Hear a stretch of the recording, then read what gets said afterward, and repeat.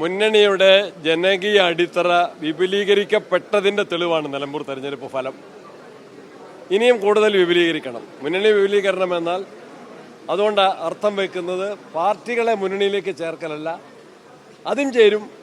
അതിന് മുന്നോടിയായി കൂടുതൽ ജനവിഭാഗങ്ങളെ, ഈ സർക്കാരിൻ്റെ നയങ്ങൾ, പരിപാടികൾ, അതിൽ പ്രതിഷേധമുള്ളവർ, അതിൻ്റെ തെറ്റുകൾ അനുഭവിക്കുന്ന, അതിൻ്റെ വിപരീത ഫലങ്ങൾ നേരിടുന്ന ആളുകൾ, അവരുടെ എല്ലാം വിപുലമായ പിന്തുണയാണ് മുന്നണി വിപുലീകരണത്തിൻ്റെ രാഷ്ട്രീയ അടിത്തറ.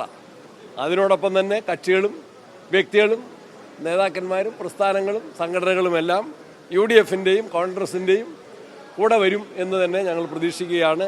നിലമ്പൂർ നൽകുന്ന ചൂണ്ടുപലക, കാലത്തിൻ്റെതായ ആ ചൂണ്ടുപലക ആളുകൾ വായിക്കും എന്ന് തന്നെ വിലയിരുത്തുകയാണ്. അതൊക്കെ അവർ നിശ്ചയിക്കേണ്ട കാര്യങ്ങളാണ്. ഞങ്ങൾ വളരെ നേരത്തെ ഇത്തരം കാര്യങ്ങളിലേക്ക് പോകുന്നില്ല. അതൊക്കെ അതാത് പാർട്ടികൾ ആലോചിക്കേണ്ട കാര്യങ്ങളാണ്. നല്ല ആഗ്രഹം തന്നെ.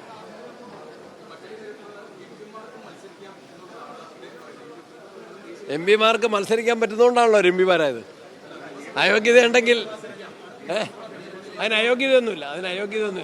അതിനൊരു അയോഗ്യതയില്ല. ഏതെങ്കിലും ഒരു പോസ്റ്റേ പറ്റുള്ളതേ ഉള്ളൂ. ആയില്ല, ഇലക്ഷൻ ആയില്ലല്ലോ. Why we are in a hurry? നമ്മൾ ഇതിനാ വലിയ തിരക്ക്?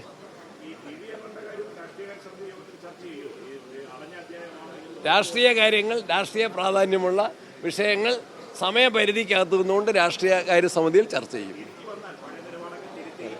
We will discuss.